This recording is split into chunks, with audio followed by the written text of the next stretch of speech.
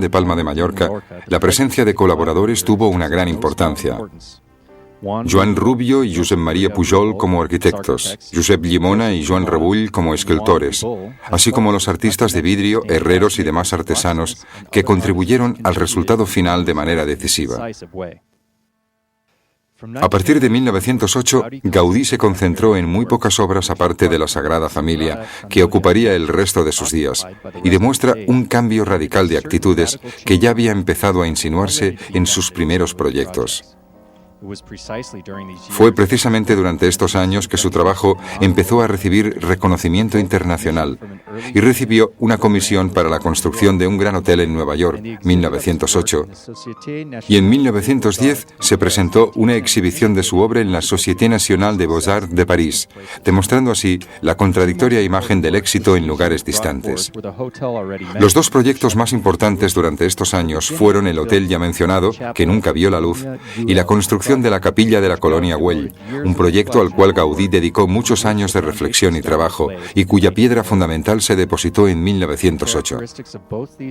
Las características de ambas comisiones demostraban una clara polaridad. Por un lado, un grandioso hotel americano que podría haber llevado a Gaudí a las más altas posiciones en el mercado internacional de talentos. Este habría sido un triunfo para el aspecto más atractivo y postecléctico de Gaudí, tal y como existía a principios de siglo, y habría incorporado toda la demostración simbólica y decorativa tal y como él la concebía. Aunque la construcción fue dramáticamente suspendida en 1915, lo que finalmente empezó a construirse fue la iglesia. Sus dimensiones eran las acostumbradas y las necesidades de forma orgánica y coherencia fueron observadas con una concepción estructural casi biológica. La tentación de una demostración de grandes dimensiones y una gran demostración decorativa parecen haber sido las atracciones de un viaje a América que nunca llegó a ser, y que de haber sucedido habría modificado sustancialmente los últimos capítulos de la vida del arquitecto. Dejaremos para el final de este trabajo un análisis de la Sagrada Familia que es en sí misma un sumario de la biografía de Gaudí. Ya hemos mencionado que la confianza en el progreso industrial y los cambios sociales producidos por esta nueva forma de vida no eran compartidos por todos los sectores de opinión.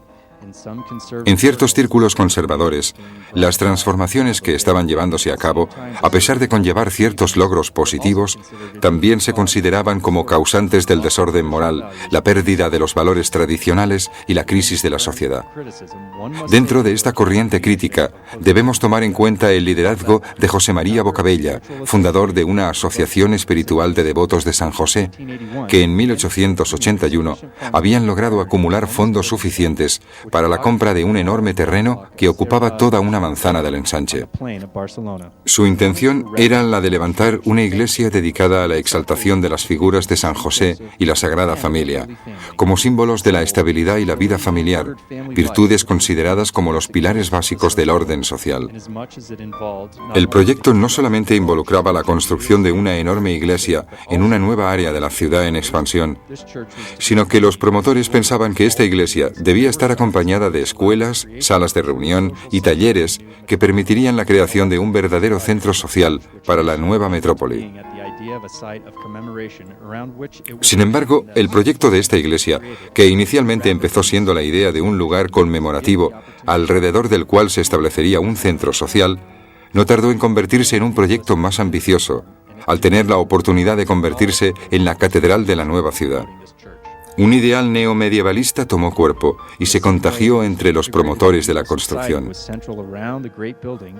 De la misma manera que la sociedad medieval estaba integrada alrededor de un gran edificio que dominaba la vida diaria de sus ciudadanos, la nueva metrópoli tenía que establecer su nuevo centro en un grandioso monumento arquitectónico, un centro visual y simbólico alrededor del cual la nueva sociedad podría establecerse y vivir su vida. Al principio, la iglesia recibió el nombre de Catedral de los Pobres, nombre que reflejaba la compasión para con los pobres, que estaba de moda en la alta sociedad a principios de siglo. Pero poco después se la llamó abiertamente la Nueva Catedral, aceptando la idea de que una ciudad completamente nueva necesitaba un nuevo centro y guía espiritual. El proyecto de la Iglesia de la Sagrada Familia creció en ambiciones, no solamente desde el punto de vista arquitectónico, sino también desde el punto de vista creativo y de representación social.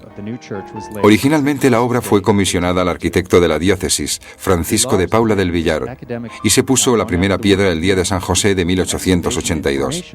El plan de del Villar era academicista, neogótico y de dimensiones mucho menores de lo que eventualmente sería en manos de Gaudí. Poco después de iniciadas las obras, cuando se procedía a excavar los cimientos de la cripta, empezaron las discusiones entre la asociación y el arquitecto, se paralizaron las obras y se propuso reemplazar a del Villar por otro arquitecto. Extrañamente, la nueva comisión terminó contratando al joven Gaudí, posiblemente debido a la mediación de Joan Martorell, el arquitecto de la asociación, una figura de prestigio que conocía muy bien al arquitecto despedido, así como al futuro candidato, aunque pudo haber estado influenciado por el hecho de que Gaudí había colaborado por algún tiempo en el estudio de del Villar. En 1883, Gaudí, a la edad de 31 años, se hizo cargo de la construcción y empezó a revisar el proyecto en profundidad, en un proyecto que continuaría durante toda su vida. El primer objetivo fue incrementar las dimensiones del edificio, guiándose por la idea de una nueva catedral.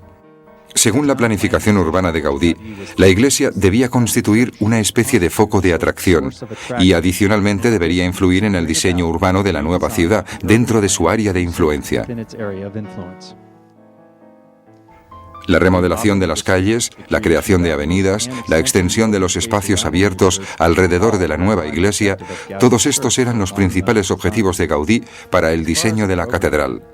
En cuanto al programa, el tipo de iglesia propuesta empezó con un modelo basado en la planta de una catedral gótica. Una basílica con 5 naves, un crucero y un ancho ábside, con la peculiaridad de que todo el edificio estaría rodeado por un ambulatorio, que llevaría por nombre el claustro. Una versión extraña de un espacio como aquel que tradicionalmente se organizaba alrededor de un espacio vacío, y no precisamente alrededor de la enorme masa de una catedral. El aspecto más atractivo del concepto de Gaudí era sin duda alguna el desarrollo vertical propuesto para la iglesia. 18 agujas rodearían la estructura, conectadas por el sistema de naves y espacios exteriores. Volviendo una vez más al tema característico de su trabajo, el interés en los elementos y los espacios verticales. Para la Sagrada Familia, Gaudí propuso una auténtica apoteosis de pináculos y torres de gran altura, concebidas sin duda alguna como imponentes almenares que dominarían la ciudad sobre el paisaje uniforme de tejados y terrazas. Y sin embargo, la construcción de la iglesia formaba parte de una compleja iconografía, en la que la catedral en sí misma era un complejo sistema de símbolos y una explicación visual de los misterios de la fe. Las 3 fachadas de la iglesia eran representaciones de los 3 momentos más importantes de la vida de Cristo y de la iglesia: nacimiento, muerte y resurrección.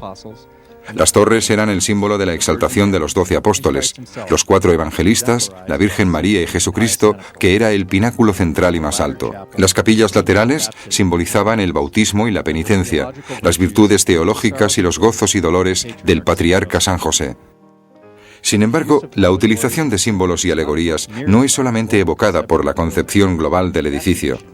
La fascinación que la obra de Gaudí ejerce sobre nosotros existe en todos los detalles y alusiones, a todos los niveles. Símbolos geométricos, animales y plantas, figuras en relieve o esculturas, forman parte de un vertiginoso panorama que pasa frente a todo aquel que se acerca a este complejo edificio, concebido como un inmenso catecismo que se comunica con nosotros. Durante el primer periodo de 1883 a 1893, Gaudí introdujo cambios en la planificación que obscurecieron la maduración de la idea. Pero al continuar el trabajo de la cripta, comenzado por del Villar y el principio del ábside, se mostró cauteloso en la utilización del repertorio gótico, al que todavía no se atrevía a criticar abiertamente, y en el cual simplemente introdujo sorprendentes cambios, como los ornamentos de tipo naturalista. A partir de 1891 hasta aproximadamente 1900, Gaudí trabajó en la construcción de la fachada de la Natividad. Del mismo modo que utilizó la experimentación ecléctica en otros edificios, la característica dominante en esta parte de la iglesia es la profusión. Rediseñar los elementos góticos en la elevación interior, así como los experimentos con la ornamentación, la escultura y el simbolismo en la parte exterior de la fachada, parecen expresar los problemas que en ese entonces preocupaban al arquitecto.